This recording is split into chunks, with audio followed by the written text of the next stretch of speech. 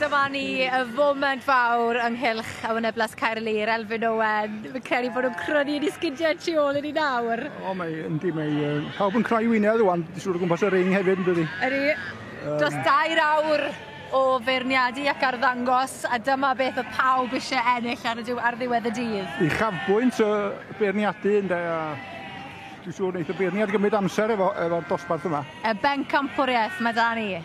Sophie Harding o Nantwich a Harry Griffiths Tihir Llandafeilog Sir Gar gyda'r ffwrdd. Lle mae am fynd, Elfyn? Mae gen i fo ddewis da, ond am y ddafad fyswn i'n hun yn mynd. Ond sy'n mat pa ffordd eith y beirniad, mae'r ddau yn nhw'n enghraifft arbennig iawn o'r bryd. Yn hollol. A dyna'r Wyneblas Caerlir, chi fel cymdeithas fod yn ymfylchio yn y safon yma heno, heddi. Do, da ni'n cael oriau gwych yn do. Fi wedi joio ni am hyn. Do. Ond nawr mae'r foment mwyaf cyffroes yn dweud. Yndi, ond mae'r hen ddafad, mae di arfer cael ei dangos debyg iawn, dydi. Ond fydd yr hwrdd blwydd yma'n cael ei werthu nôl yn Llanfair y Meallt ym mis Medi nawr. O, di llenwi allan lot y byn hynny, yndi. Mae fe ar werth gyda'r teulu Griffiths Tihir. Ar ddafad, dwi'n mynd â hi! Dwi'n mynd â hi. Da, ynddo. Sophie Harding Nantwich yn curo. Na, maen nhw'n frita'r sgarw iawn chwarae teg am ddod â beinw da allan bob blwyddyn, ynddo. Arbennig iawn. Chi'n gweld ambell i fridiwr yn gallu canolbwyntio ar y benywaidd yn lle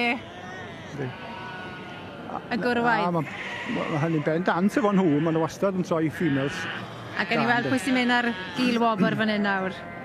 Mae rhwng yr oen fenw oedd yn ail i'r ddafad, neu yr hwrdd blwydd o Griffiths Tihir. Rwan mae'n anodd. Dwi'n siŵr eisiau rhaid ymhen ar y bloc. Na. Ond mae rhyw oen fanw'n neis iawn, dydi. A mae'n mynd, ydw e? Na, Gyw? O, mae'r beirdd yn y twyllo ni nawr.